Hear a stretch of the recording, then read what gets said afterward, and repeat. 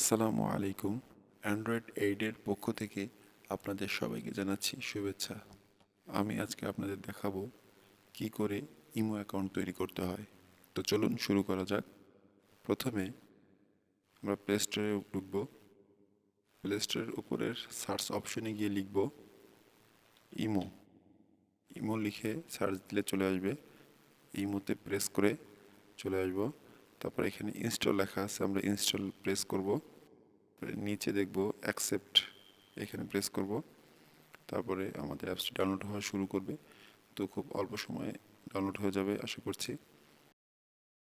তো তারপরে আপনারা ওপেন প্রেস করে আপনার ভিতরে ঢুকবেন। তো এখন আপনাদের নাম্বার চাইবে। তো ইমো অ্যাকাউন্ট তৈরির ক্ষেত্রে যেই নাম্বারটাতে আপনাকে মানুষ চেনে সেই পরিচিত নাম্বারটা দেওয়া ভালো। নাম্বার দেওয়ার পরে ডান পাশে টিক চিহ্ন দেওয়া এখানে প্রেস করব, অথবা নিচে ডান লেখা এখানে প্রেস করলেও হবে।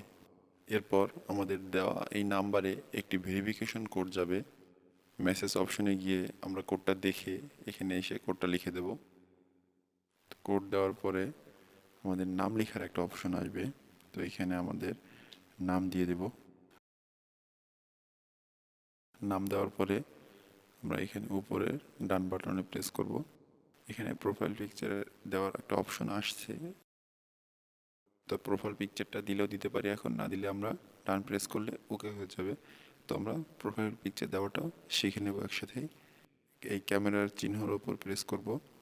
তারপরে নিচে চুজ ফটো থেকে আমরা একটা প্রোফাইল পিকচার নিয়ে নেব। আপনারা আপনাদের পছন্দ মতো একটি প্রোফাইল পিকচার দিয়ে দিবেন। আমি প্রথমটা দিয়ে দিলাম, এখানে নো, তারপরে এই কর্নারে ডান।